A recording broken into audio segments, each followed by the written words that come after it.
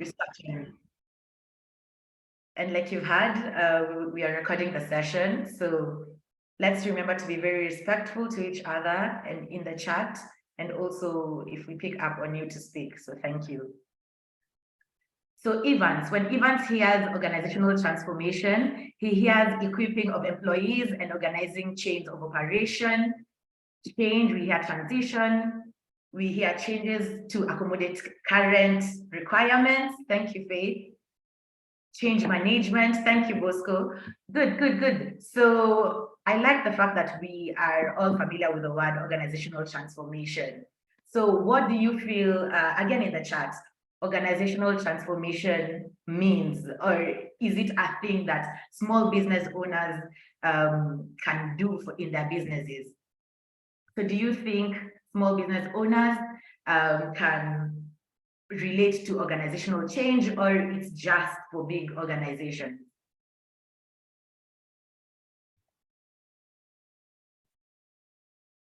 Change in structures, yes. So do you think it's for small businesses or only large organizations?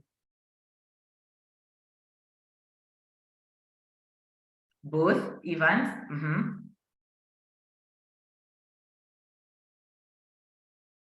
For all. Okay, good. Good stuff. Changes for all.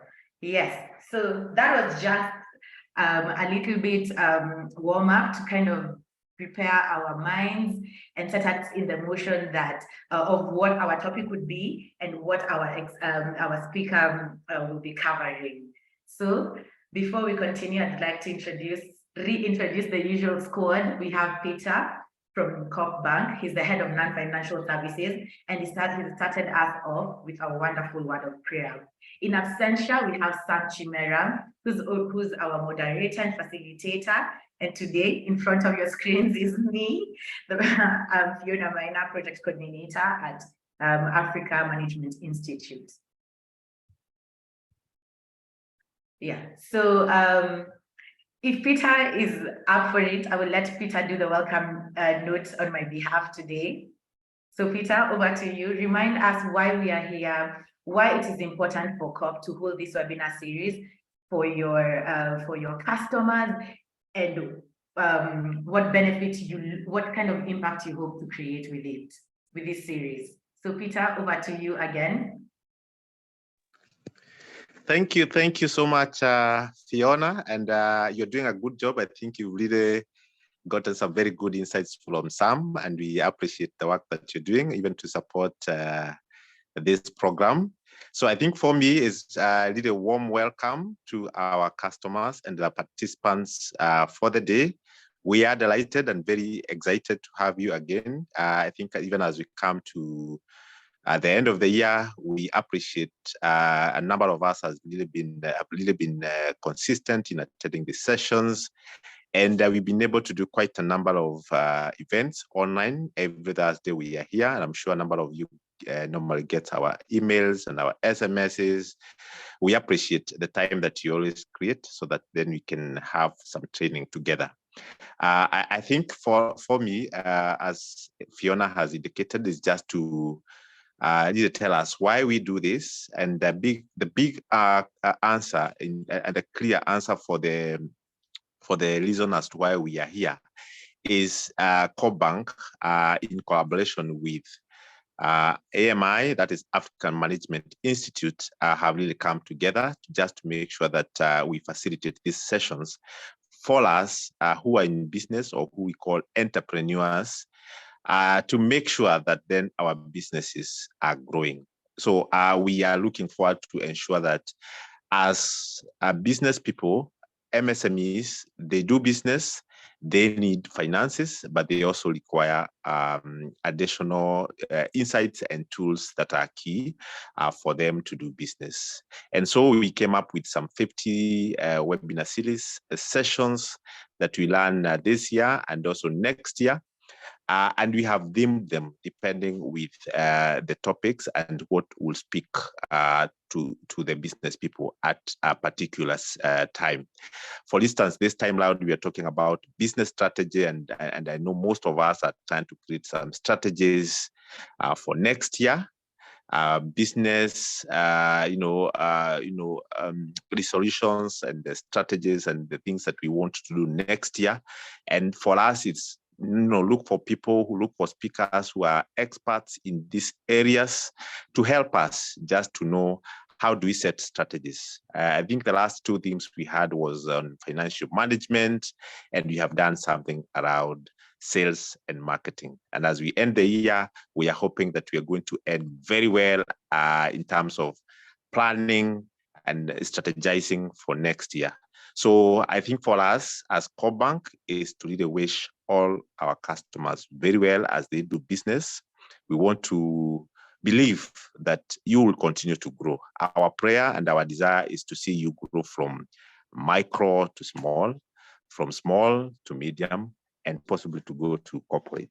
And that is why we are coming here to give us trainings, to give us insights, to give us tips. And in addition, we are also encouraging us to develop very, very close relationship with our business bankers and our branch managers across the network. Just make sure that we also get the financial solutions. Those would be the loans that you're looking for, the working capital, the asset finance, the trade products, the e-credit, the payment solutions and the collection solutions that you've trained in the past. So it's needed to ensure that then we continue to support you both in terms of financial and through the non-financial trainings. So asanteni sana for joining. For me, is to really welcome you again. Let us chat, let us engage. We have a new moderator today. I know she's going to do a good job. And we hope that we'll be able to get quite a number of insights that we are really looking for. Over back to you, Fiona, to proceed with the program. Thank you, Peter. Thank you for the vote of confidence. And it must be really nice to have a bank that cares for you and is invested in your growth. Because like Peter is saying, they want to see you growing from a micro to a small to a medium and hopefully to an entire corporate organization. And this is why we're doing this. So I will also tell you a little bit about AMI, Africa Management Institute. We are a learning partner, and we help ambitious businesses like you and entrepreneurs across Africa to grow and thrive. And how do we do this? We do this by giving you practical tools, not theory, just practical tools that you can implement immediately in your business, and training. So these tools will help you to see almost instant changes in your business. And with that, we have a program called Grow Your Business Program that I believe if you are not new to the session that we have been spotlighting for a few days now, for a few weeks now. And Grow Your Business Program is just a program for small businesses to actually grow, and we focus on different aspects of the business. A lot of the topics we are actually covering on this webinar are focused well in depth in the program, and this is a program that is offered on a full scholarship in partnership with the Massachusetts Institute of Technology, MIT. The word Massachusetts, well, yes, Massachusetts is very well, tia mudomo yangu, as we will say. So yeah, MIT, and all through in our email communication, and even in the chat, we will be sharing a link. So if you're interested in joining the program, please go onto the link and apply for the program, and we'll be happy to host you and have you, so that even when you're going for financing to COP, you are well equipped to manage that finance and to grow your business. Now, without further ado, I would like to welcome our speaker for today. Today, we'll be focusing on organizational transformation, and we'll be giving you a guide on what to do and what not to do, essentially, for your business, so that we can grow and thrive.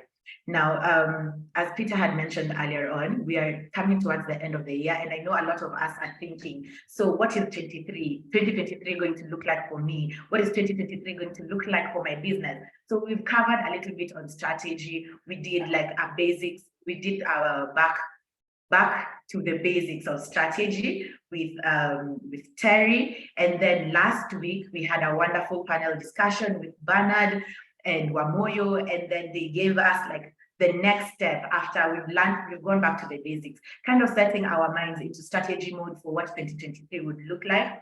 And then now today, we have Nyariara Njoroge, and she's an amazing person. She will tell us a little bit more about herself. But what she will do is kind of guide us in the right direction of, okay, so we thought about these strategies, we have ideas, we have a roadmap. So how do we implement these strategies in such a way that is beneficial for us, and we also kind of not get friction from our co-workers and our employees. So without further ado, Nyariara, please allow me to let you introduce yourself. All right. Thank you, Fiona. So my name is Nyariara Njoroge, and I am a human-centered designer, or if another word would be a user-centered designer, which means I usually work with organizations to help them understand the needs of their users across their value chain, and so that those needs are incorporated in the design process of either your product or your service. And what you find is that at the end of the day, your product or service ends up working, and also ends up beating challenges that come along the way, because you have already, I feel like it's the puzzle that has already fitted in with the true needs of the users in the process. And so that is the work I do. I've worked in the health sector. I've worked in the health sector. I've worked in also strategy design as well. And I've also been in the corporate spaces where I've been a certified professional coach, and just being in the space where we do a lot of this work, which is corporate training and designing strategy. And it's wonderful to be here today. Yeah. Thank you, Nyariara. So I know you've introduced yourself, and I know from your profile, you say you help businesses come up with you design strategies ethically. Tell me a little bit about ethics and why it's important for you as a person to do your work ethically. I would say at the end of the day, I feel like there's a bigger mission, and being aligned to that mission in terms of the impact that you want to create in the world. You have to be really clear on that mission, and even in its delivery, have to be ethical in the process in order to ensure that you are answering to that bigger call. Like it's beyond us, it's beyond me doing the work I do. I feel it's beyond myself. And so when we're able to do work in an ethical way, then we're able to honor that calling within us to, and I'm sure even the people representing the different businesses here, that there's a bigger call that they had towards why they got into the work that they're doing. And they would also testify, I believe, that it's beyond them. And so constantly keeping to ethics and keeping to that call, I feel is really key and critical. Good. So thank you, Nyariara. And please, in the chat, guys, can we give her a warm welcome? Let's give her our COP webinar series welcome in the chat, and with the emojis. Please do your thing. Yes, let's be. Yes. So Nyariara, I'm happy that you're here, and also we've a little bit touched on ethics, because we can see that your values and our values, both as COP, as AMI, and also for our participants, we're happy to see that our values align. So this is like a really good page to start on.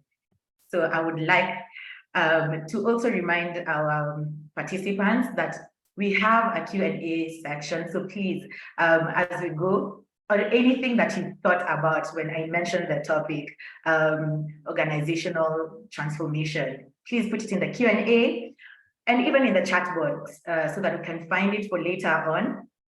But for now, Nyariara, you've seen what our participants have acknowledged or what they think organizational transformation to be. So what could you tell us it is? Right. I saw layoffs, I saw retrenchment, which Yeah. which we can't bury our heads, in the sand and say that it's not true or it's not real. That is part of, like at times it can be part of organizational change. And so how I see organizational change is in that, even as, let me start off first of all as an individual, that there comes times in lives, in our lives where what has been working no longer works, and we need to change our mindset, our skill set, and our tool set in order to thrive in the next phase. And so that's how I see organizational change, that we constantly have to get to inflection points where we are relooking at how do we lead our people, what our perceptions about our product and services in relation to the market, and get to those points where we are asking ourselves, okay, so who do we want to be? And I think with people, we hear a lot around midlife crisis, quarter life crisis. What has been working is not working, and for now the next phase of your life, things need to change. You need to get new skills, and possibly people usually go to school or upskill themselves. There's need to change the mindset in terms of how that they perceive life and the world, and also the tool set. And so I see it as a change that needs to happen, or a transformation that needs to happen in order for the organization to thrive in the next phase of its life. And also particularly in how the world we are living in, it's increasingly becoming volatile, uncertain, complex, and ambiguous, meaning that things that are happening in US are really going to affect, are to a large extent going to affect what we are doing. What we are doing is affecting, we are one global village now. And so constantly being in those spaces where you're relooking and reflecting to see what has been working, what isn't working, hearing what industry players are also how they're going about their businesses. Really, I see that as organizational change. Okay, good stuff. So we are stuck, or we are not moving, not necessarily stuck, but we're just we're moving, but it's just there, yeah. So then we need organization. Yeah. So I know I have Juma or Lamek. Let me use Lamek. Lamek has mobile money business and a phone that's a shop that he sells phone and phone accessories in. So what would ideally organizational change look like for Lamek in his shop? He's selling phone cases and business is going well. So ideally, what would change look like for a really micro enterprise?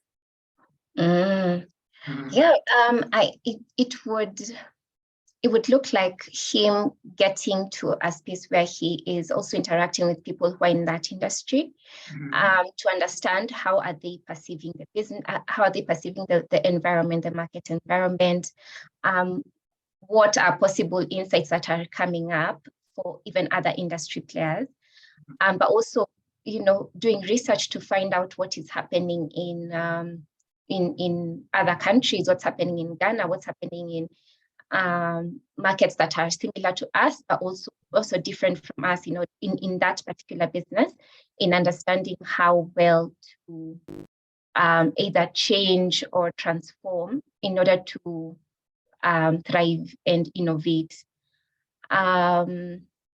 It would also look like possibly getting facilitation around his strategy and how he looks about things with, for example, like a strategic designer. I know I've done a lot of work around supporting SMEs around that work of looking at, okay, so where have we been, where are we at, and where are we looking to get into, so that then they're able to see what patterns are coming up that may be invisible currently, and then they're able to then use those insights as design opportunities for their businesses to thrive.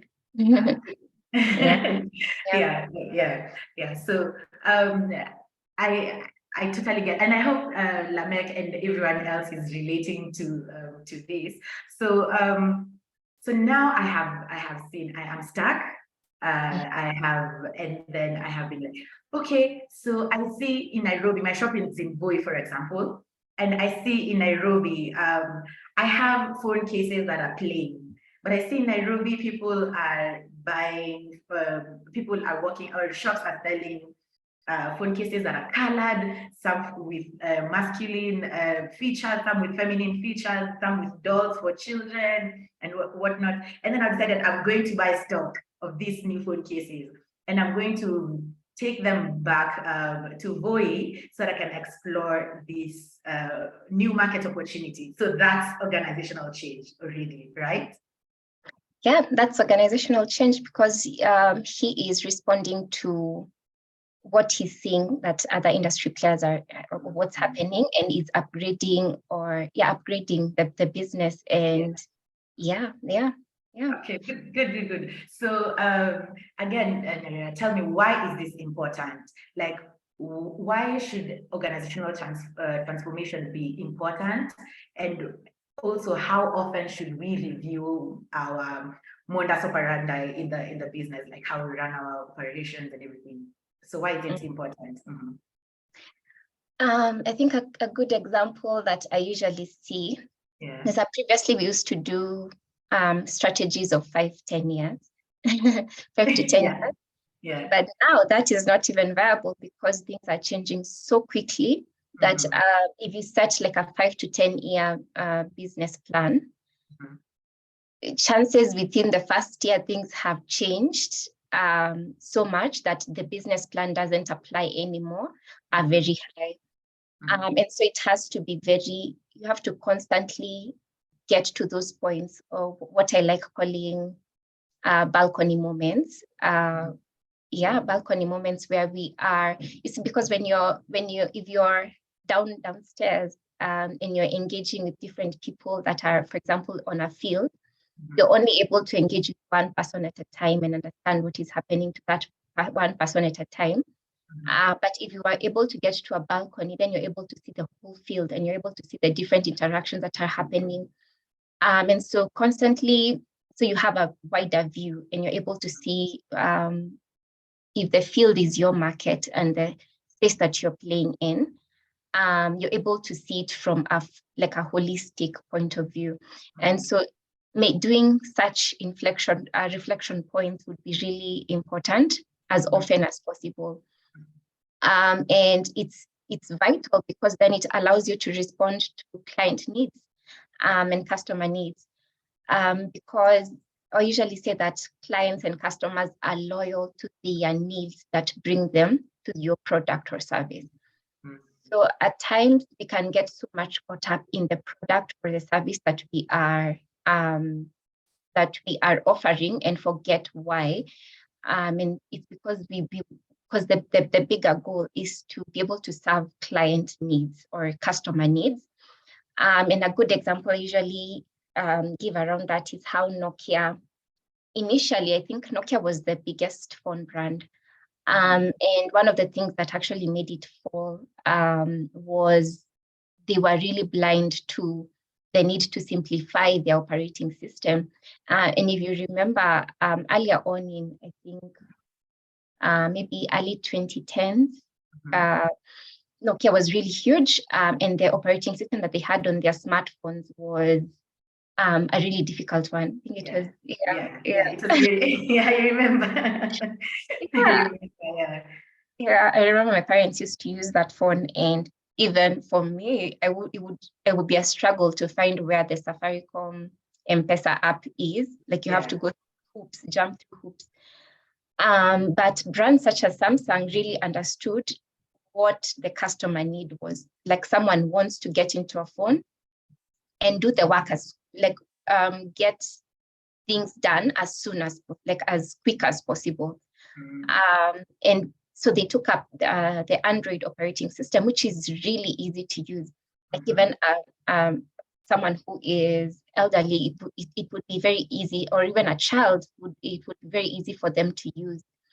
And so that made Nokia fall. That's one of the reasons that made Nokia fall. And I see now they're actually trying to come back to the market, and they have an Android operating system. And so really staying in organization transformation is important, because then it helps you to understand the needs of the client, so that then you can, as you design your product or service, or your product or service, it's in line with those customer needs. And so at the end of it, you find that your product works or service works, and is loved by your customers, and customers are loyal to it. And I'd also say it also supports with now a high return on investment on your business, because then you are aligned, not just also on the external side of the business, but also internal, constantly getting to understand what are the trends in, with employee engagement. I know, like for Gen Zs, working from home is such a huge deal for them. And so and so getting to understand what do they want and how can you deliver that for both internal and external stakeholders. So then that way everyone wins. Right. And so that's what I'd say. Good. It's very interesting, Nayara, what you said, because our last two speakers who spoke on strategy as well, they were saying like it's good to have 5-year plan, 3-year plan, but always make sure that you're reviewing your plan. Ideally, make them yearly, and then you're constantly reviewing them, because things are always changing. And so I guess for our participants, the experts are saying it's good to have the 5-year plan, but how are you adapting? Are you reviewing? Because your 5-year plan can be very great for 2022, but in 2023, Ukraine and Russia decide otherwise, and then things change. So are you going to stick to this plan, or are you going to change and adapt? And if you change and adapt, what are the best ways and methods to actually do this? So Mariana, you say from our audience, we have a lot of people I saw earlier on in the chat. They will say they're in the IT space, the cyber space. They're offering tech services, and I feel like for them, change is constant, is always happening, especially for people in IT and tech. It's always changing. It's new operating systems, it's new code language. It is everything new, constantly. So what is your advice on how they can manage that change? So the IT industry also usually reminds me of the military space. And I believe even the very first time that the word defense strategy came was from the military space, because they really have to be very agile, and they have to constantly have their ears on the ground, and also still prepare to tackle whatever outcome or whatever thing that may be out there that's being planned. And so, right, I see a lot of similarities, because then you find, like, for example, with the military, you find that they are familiar with what terrorists any new strategies that are coming up, and then they're able to go back, make changes, come back again, and just prepare and always be on the guard for whatever changes that may be happening. And so that's how I see it. So for example, and one of the things that I feel like I've also gotten from the military space has been that you see that whole process of going, listening to what is happening on the ground, coming back to actually make changes. And then in case of anything comes up, then they're able to guard the country. I see a lot of human and user-centered design approaches being applied there. Now bringing it to the business space, things such as market assessments, to do a lot of interviews, for example, with users and research with users across the whole value chain. If your value chain includes suppliers, if it includes the actual users of the operating system, for example, it's to constantly have conversations with those people, because people are the ones who, they are already experts of their own, the challenges that they are going through. For example, if it's the operating system that is really difficult to use, then they'll tell you that actually, I don't have time to go through this whole hoops that you have put in this. Make it as simple as possible.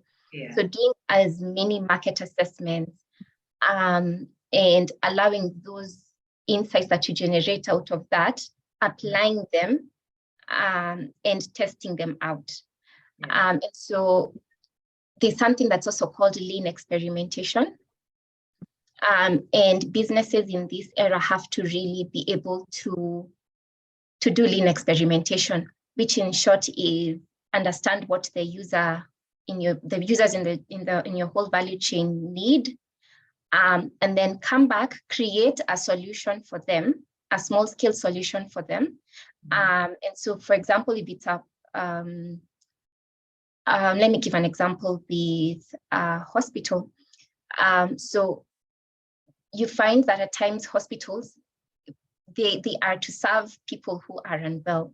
And so you find at times that one area of, as they are getting onboarded to the hospital, like you find one part of the whole system is on one side of the building, and then the other one is on the other side, which is really tiring. And so getting to those points where you're able to understand, okay, so getting to have conversations with the patients themselves to understand that, to get to hear from them that really, I'm really tired, for me to go from this place to this other place. If, for example, I'm expectant, or if I'm unwell, my natural body is not this is not the best time to take me through hoops. So yeah, exactly. So even having conversations with those patients, when okay, if you were to redesign this whole process, what would that look like for you? And so they're able to give you their insights, because they know. For me, I'm always like, it's always a shocker, because I feel like as business owners, like it's easy to say, or as experts, it's easy to say that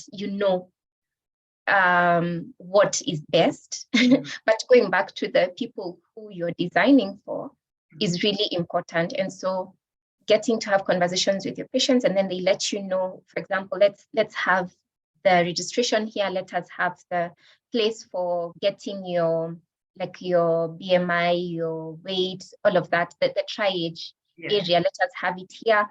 So after you get such insights, you go back and regroup and test out that whole process. If it would mean for a day, go in, and I know possibly like the nurses area where they chill and all, and where they have their breaks, is at a particular area where the patient said that they would like to have, for example, the triage area, that place, move the nurses for that day and just test out that whole process and see what gaps are coming up. Let also the patients tell you their experience.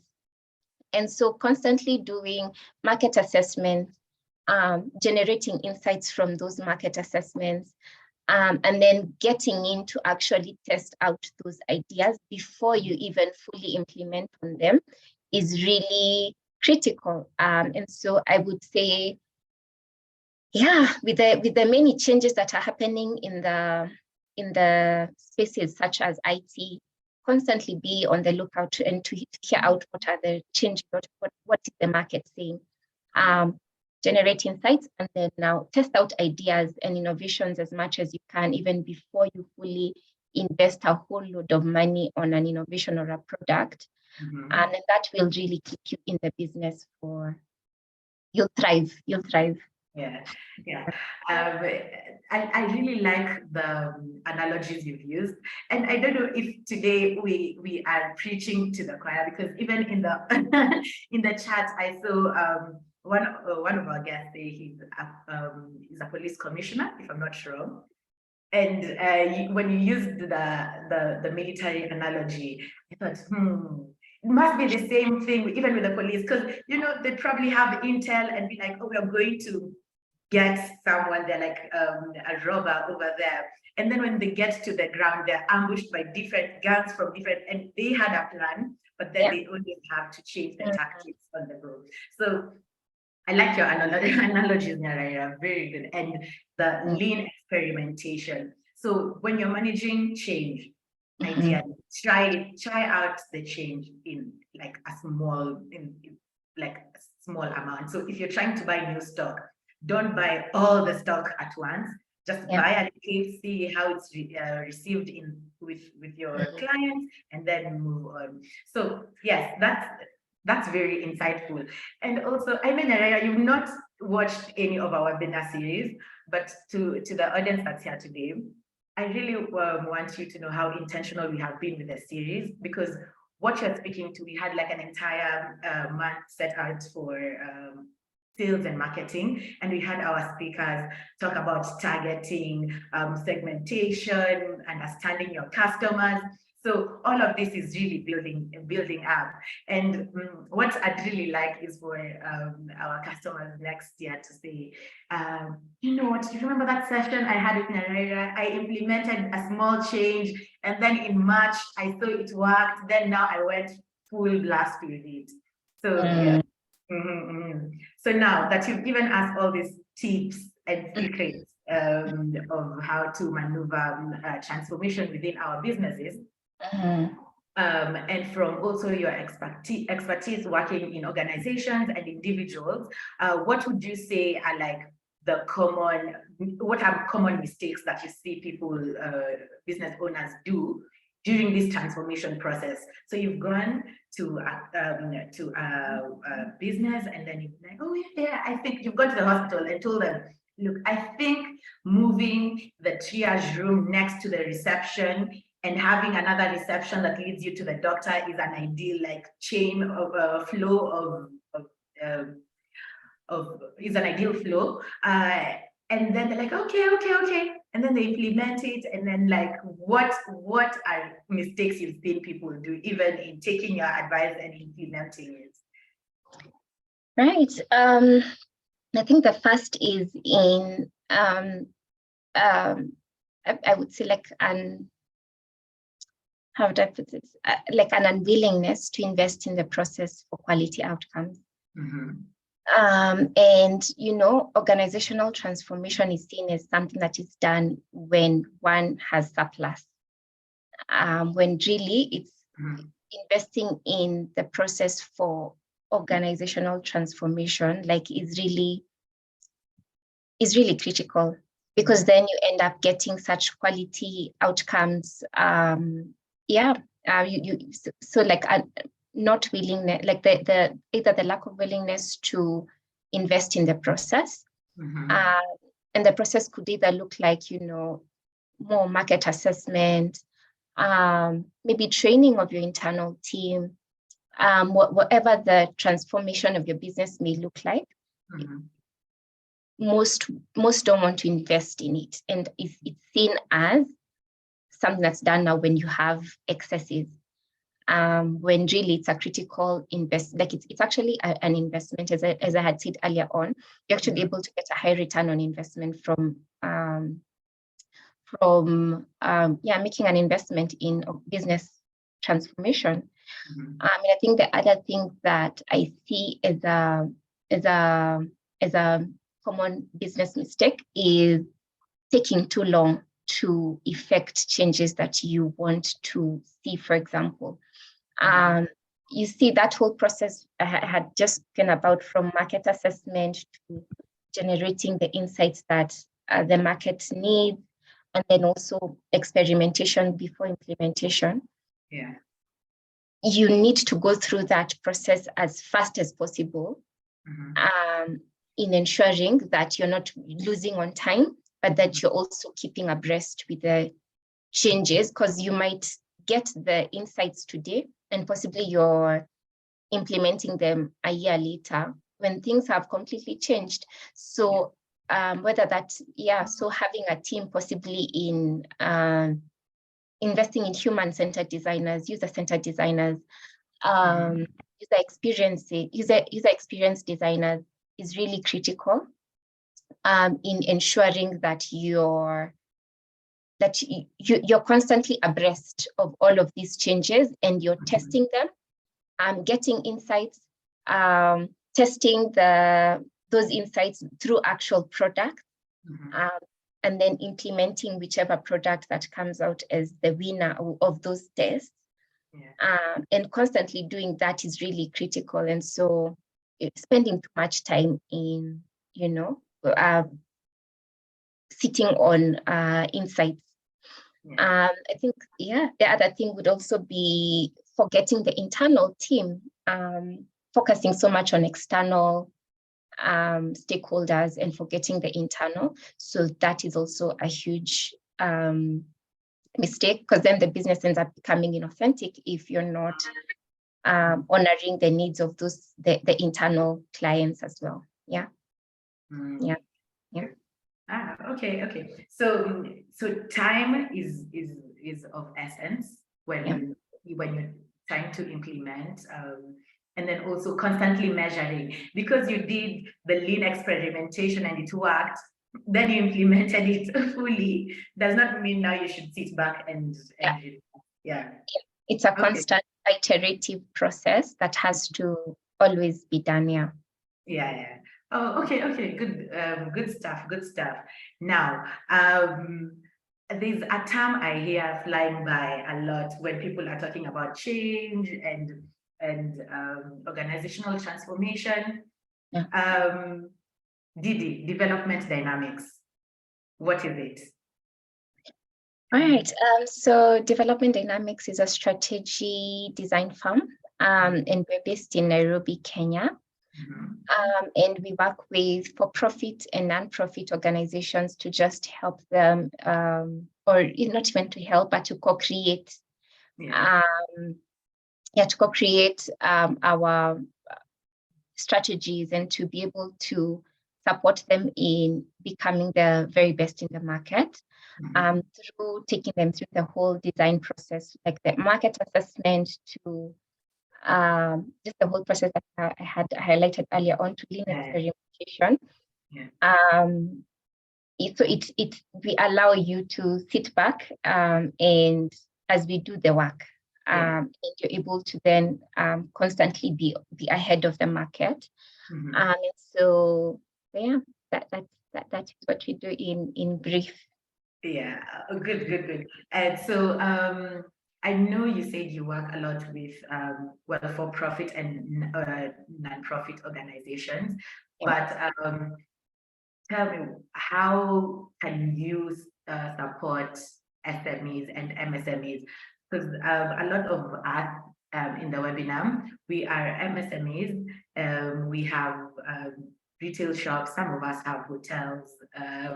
We run Airbnb businesses. So how can you support us, both who are just starting out in business and have been in business for a minute? Right. Well, no, thank you for that. I see it as twofold. We usually support organizations in developing strategy. And particularly, like this season has been a lot of strategy work as people prepare for the coming year. So we support you with the whole strategy process, where we employ like a lot of one-on-one conversations with the different stakeholders in your organization, whether internally or externally, to understand what is the understanding of the market that you're operating in. To co-creation sessions with the internal team, to testing out the ideas, now the full strategy design. And so I would say it's actually twofold. So it could either be strategy, or it could also be market assessment. And as a part, we work with you as a partner in that whole process of market assessment, all the way to lean experimentation and actually implementation of the final or the best ideas that come out of the whole process. So I would say it's in those two folds.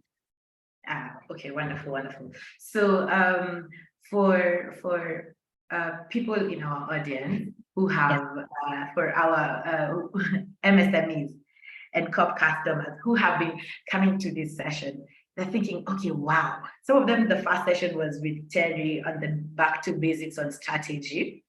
And then we had Ben and Bernard and Wamoyo come in and talk a little bit more on strategy. And then we brought even Nyariara again more on strategy. And they're thinking, well, I have my business. I really thought everything will be okay. Like business should go on as usual, even for next year.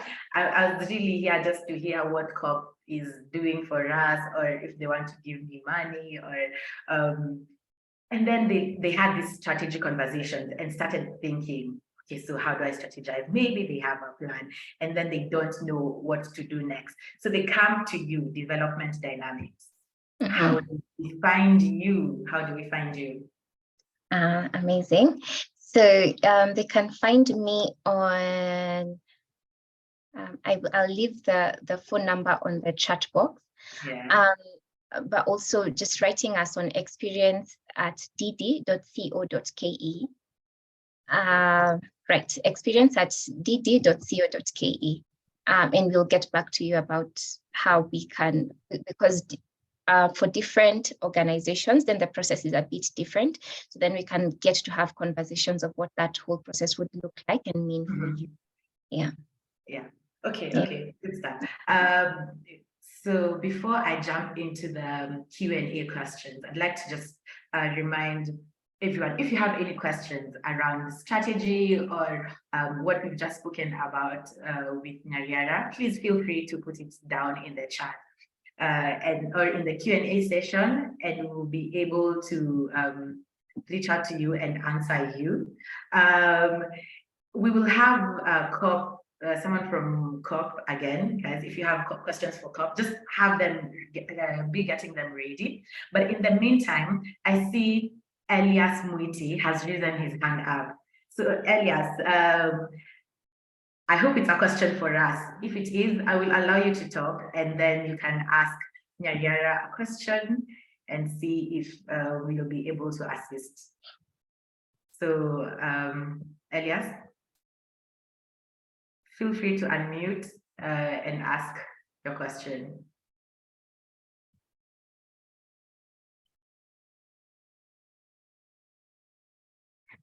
Elias? Okay. If not, Grace, I also see your hand is up. So would you like to probably ask your question?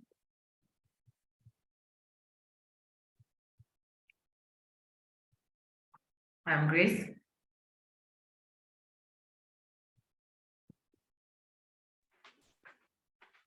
Okay, good.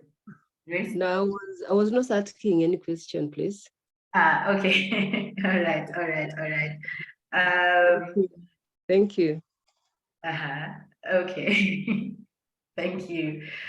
So, Nyariara, if while we wait for questions, or if we do not have any questions, what are the top 3 tips you would leave us with when it comes to organizational change?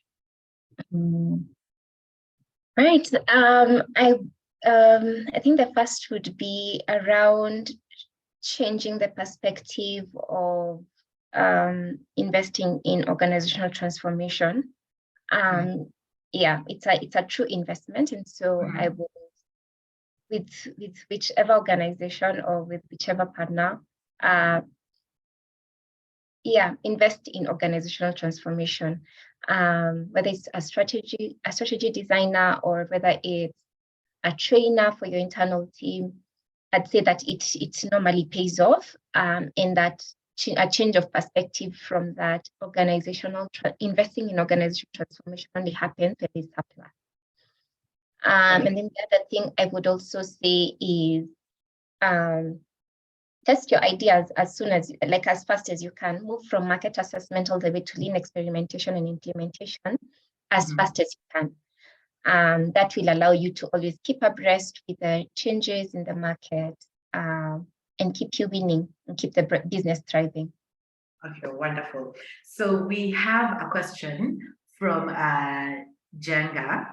He asks, how do you frame a strategy for 2023 as a creative professional? I am a freelance graphic designer, and COVID really affected my business. So how would you advise him to frame his strategy for 2023? Okay. So I would, there's already a lot of resources online, but again, I would recommend that you get someone to help you as a thought partner to think through the whole strategy process.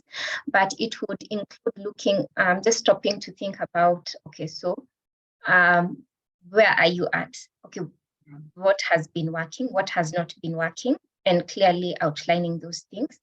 And then where you are at right now, again, what has been working, what is not working, and then now going in future, what do you see as things that would work and would not work as well? So then you're able to draw insights that will allow you to then frame for 2023. That are meaningful. And I hear you that, COVID did affect a lot of businesses.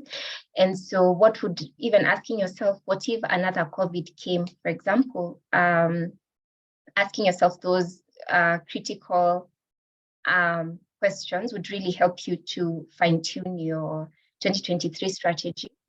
But you could start from a place of what in the past, as you started the business, what worked and what didn't work, and doing that across the 3 spaces of where you've been, where you are at, and where you're going. It will allow you to get insights that can allow you to frame your strategy. Yeah. Okay, so look, I hope that, Jenga, I hope that has been very helpful. So just see what has been working, what has not been working, and reach out to Nyariara. Right to me. And then we have another question from Luke. Luke is asking, so in terms of lean implementation, for example, what if you offer a product on credit, then you get frustrated during payment? So how do you go about that? So I presume Luke maybe I don't know what your business Luke, but let's say Luke is selling coffee. He's selling ground coffee, and then he's trying to find a new way of getting his huge customers on board, more of them, and giving them decent payment terms. So he gives something on credit. So he gives, like, let's say 20 kilos of ground coffee on credit, and then he starts getting frustrated. So how do you advise lean implementation in such a process? So it's actually lean experimentation. Just before implementation. So it's lean experimentation, and then based on the outcomes of the lean experimentation, then you move whichever solution comes out as fast from the market, you move it into implementation. And what I would recommend again is investing in the, like you have to be ready to invest. And so, for example, with the coffee business that you've given, you could decide to, even before you get to the place of selling it as a final product, create that whole product and invite the people that you're looking to be the new customer and have them taste it. And you get to hear their thoughts around, okay, what are they saying? Is it too bitter?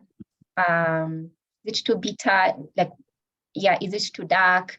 Is it too, like, what are they saying? That is lean experimentation, because you've spent before even you implement, you have used just a bit of investment to get to understand how the market is responding to your product or your service, even before you get to that place of now credit. So if you hear that they're saying it's bitter, then you go back again and try to make it a bit, not bitter. So then by the time, and get them again to taste, and if they say, yeah, it's actually, I really like this as opposed to that other one, then you can move into then implementing that as a solution. Right, yeah. I hope that answers it. Yeah, I hope so too. And also, remember when we started the session and we asked people, like, what do you think organizational transformation is? I hope those who are very fearful and like, oh, retrenchment, oh, being fired. I hope that after this conversation, they have removed, they've stopped attaching fear and scarcity with organizational transformation, because it can be really a sort of abundance and growth. So yeah. I completely agree. Yeah. So again, guys, please let's do the thing we do for our speakers. Please let's appreciate Nyadiara for taking time out of her busy schedule to really speak and engage us on organizational transformation and sharing her insights, and also sharing her contact and making herself available to us. So reach out to her via email or phone. She had put the contacts on the chat. So reach out to her if you have any questions or need any form of assistance. I'm sure she'll be very happy to see you. Thank you. Thank you. Thank you to you as well. It's been a joy at this event. Yeah. And we hope to host you again next year. And next year we hope you'll be the one listening to what this session has done to that would be amazing. That would be amazing. Yes. So thank you so much, Nyadiara. Feel free to drop off or still stay with us. Yes. So see the way there's a lot of fan mail in the chat. Thank you, Nyadiara. All the claps and the cheers. So thank you, everyone. Thank you. Yes, Grace. Transformation is not retrenchment. It's not retrenchment. So now, shortly, we're going to move on to the next segment, which is the Corp Bank segment, where we will be covering a little bit on asset finance. And because I can see also in the Q&A section, you're all asking me about, oh, I want money for business, I want money to get something for a school bus and everything else. So we've got you covered. So we will be covering asset finance. And in the chat, tell me, is buying a car a necessity or a luxury? Tell me, guys, necessity or luxury?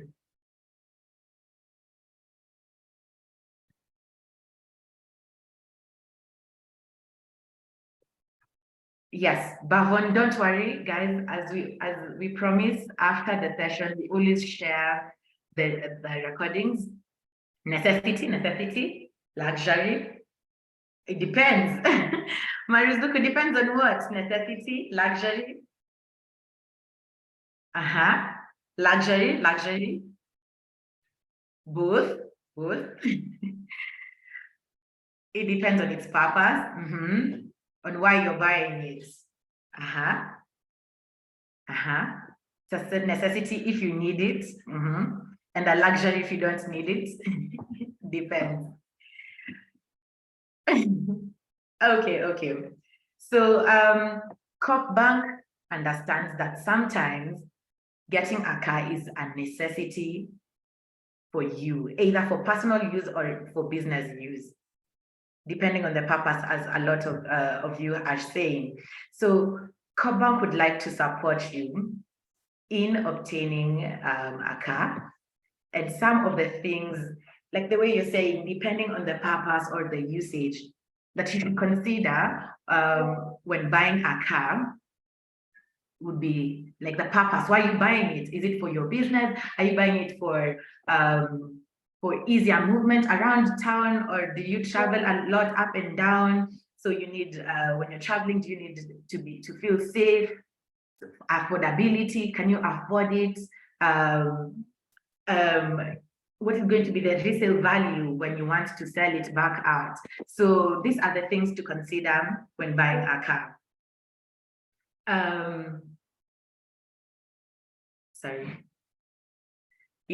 And so Corp wants to be your partner in such situations and in such decisions.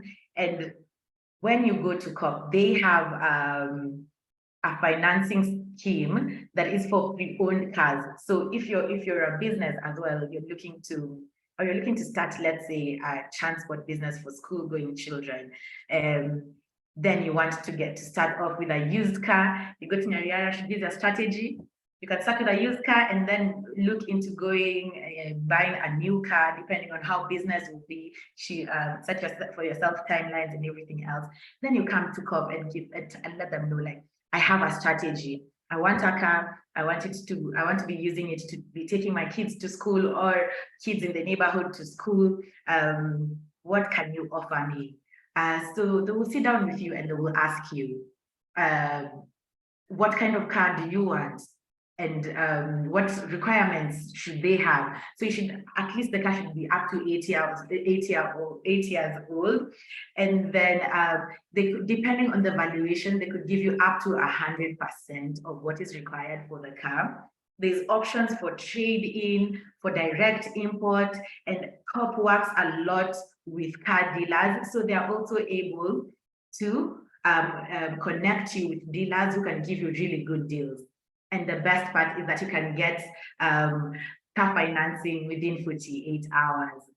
So it's really good to have a bank that can work that fast. So you can get a repayment period of up to 60 months with no additional security required. And the icing is on the cake is you get comprehensive insurance. So I will ask in the Q&A, are there any questions regarding car financing for pre-owned cars for Corp Bank? If yes, please throw them at me. I know I have some help from Peter from Corp Bank. He should be able to answer your questions. You'd like to have a car for tax, Stephen? I don't follow. And also, if you have put questions in the Q&A, I can see Peter is actively answering your questions. So feel free to just go back in there and check if your questions have been answered. So Stephen, you'd like to have a car for tax, or for taxi, a car for taxi. Yes, so Stephen, what I would advise you to do is to go to your nearest branch or to your bank branch, and then sit down with your relationship manager or the branch manager, and then they would be able to assist you in terms of choosing a car and then seeing what kind of financing you can get.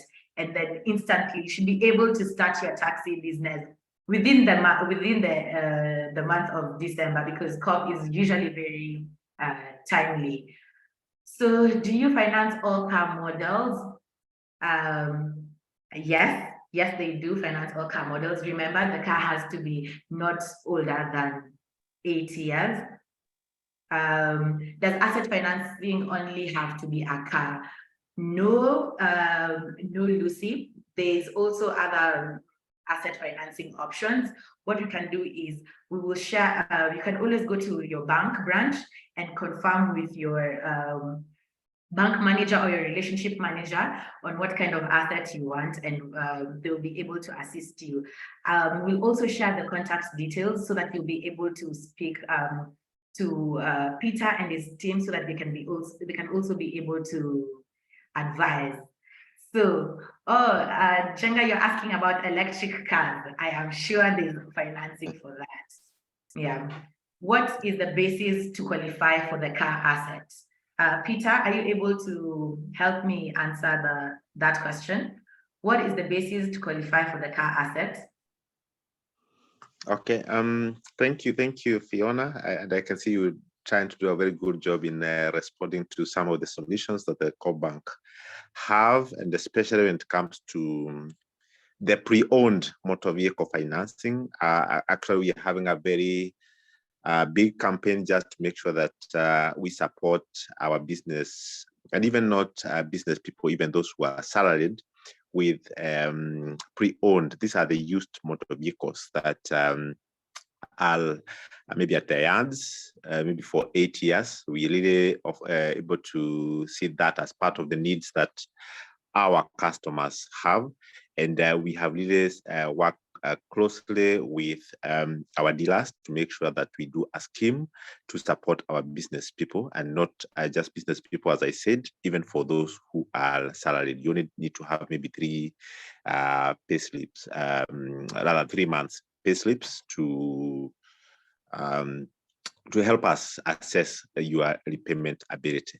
Now, I see a question on the chat regarding the types of cars. Yes, we finance most of motor vehicles. I know right now there are electric vehicles like Tesla and so on and so forth. Maybe those are the vehicles that that were not in the scope initially, but as a bank, we are also responding so fast to the emerging needs, and also to the developments in technology, and trying to understand the needs of the customers, and also where you are. I think the most critical thing is to assess your repayment ability in any motor vehicle that you have, and that the process is quite easy, because you identify the vehicle or the motor vehicle that you're looking for from the yard, and you get a pro forma invoice.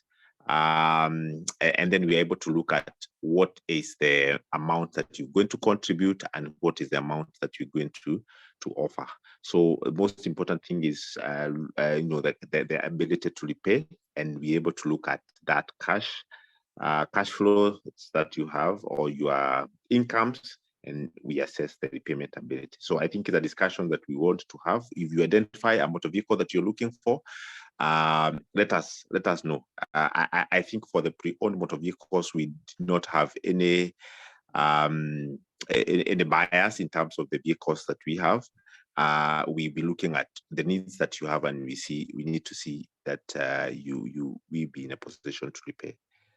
The requirements, I know Fiona had tried to take us through the slide that had some requirements. We just look at the pro forma invoice. Yeah, I don't know whether it's okay. Yes, yes, there are requirements that we'll also be able to provide. I think we'll share a link, Fiona, the link that has our core bank website. You're able to go to the asset finance, and you'll be able to see the requirements that are there. But it's quite easy for you to access a motor vehicle for pre-owned, or what we are calling the second-hand motor vehicle. Any other question, Fiona, that you want me to address, maybe from your end? Thank you, Peter. I just see everyone is asking how they can actually access the loans. So again, and Peter, correct me if I'm wrong. I say please go to your branch, reach out to your branch manager or your relationship manager. They'll be able to advise on this. And also, please go to the website and into the portal. You will find all the information about the requirements you'll need. The link is in the chat, and you'll also find all our session recordings from the first session. If you've been missing out to this one, we are constantly updating it all on there. So feel free to get the information. And without further ado, Peter, sorry, Fiona, I saw a question in regards to any other financing apart from motor vehicles for asset. Someone, I think Lucy had asked, is there any other machines that you also finance? We don't just finance motor vehicles as asset finance. When you talk about asset finance, we are talking about any movable asset, anything that you're able to move from point A to point B, and there is a form of registration or something that we can say it's a unique identifier. I think we can be able to support. If it is a capital expenditure or something that is supposed to help you, maybe it's a machine that you want to use in your business, we call that one a capital expenditure. It's something that maybe it's a machinery that will increase on your productivity or your production in your business. We also support that. Maybe we finance 60 to 70%, and you can be able to provide the additional, say 30 to 40% from your own. So again, if you have such a need, feel free to engage us so that we see how to support you. Yeah. Any other questions? Yes, Peter. So I see Japhet asked for heavy commercial vehicles with which companies does Copbag partner with? So yes. Okay. I think when it comes to any motor vehicle, provided that they are within this 8 years since registration, we don't again have bias in terms of who is selling, because even if Fiona is having this as her machine and she wants to sell it to me, we just need to have a draft sale agreement and be able to use that one as the pro forma invoice. So again, just looking at the value of the machine or the motor vehicle that you have, please just get that pro forma invoice or that draft agreement, and be able to assess and see again the need. My advice, you need to have someone that also will guide you maybe through the branches, a business banker or a branch manager who are able to advise you even before you engage, just to advise you on how to go about it. But again, we don't have any bias in terms of who is selling these motor vehicles. Okay, wonderful. And thank you so much, Peter, for answering all our questions. And because you started us off with a word of prayer, do you mind closing the webinar for us? Okay, thank you. Thank you so much, Fiona. And maybe even before we pray, it's really to appreciate the participants, the customers who've been together with us. Even during the year, we have done so much in terms of the webinars, and a number of us are very consistent. I can see a community attendees. Thank you so much for being part of us. We are hoping that as we end the year, we still have one session, Fiona, maybe. Yes. next week, a very exciting session that we are hoping our participants will also schedule to be available, is to really thank them and wish them well, even as we do business, as we strategize for next year. We are hoping that you will also be reaching out to us for any support, those who are looking for finances, for working capital, for stock purchase. Engage us at the branches. We are there for us, and we are able to see how then we come in and support you. We also wish you well, and we are hoping that you're also implementing some of the insights and some of the tips that we've been able to get all through. So asanteni sana, we are wishing us all the best. So Fiona, we can pray? Yes, we can. Thank you. Thank you. Thank you. So our dear Heavenly Father, again, we come to you. We appreciate you for being together with us in this session. Thank you for our customers again. And we thank you that, Lord, you've been together with them even as they go through tough times in business, as they go through post-COVID challenges. We are hoping that you continue to bless them, you continue to bless their businesses, you continue to support them, even as we work closely with them to ensure that they grow. We surrender them unto you, that, Lord, you bless them, even for the AMI team and CoBank team that have been facilitating these trainings. We pray that, Lord, you may bless them and may able to help them also to scale to further heights. In Jesus' name, we do pray and give thanks. Amen, amen, amen. Can I get an amen in the chat? Thank you, thank you, thank you so much, everyone. This has been a very wonderful session, and it's always a pleasure hosting you. Feel free to drop off the call. I know I still have 5 minutes left, so thank you. And if you have anything you'd like to ask me about AMI, about the Grow Your Business program, please feel free to do it in the chat. And thank you once again.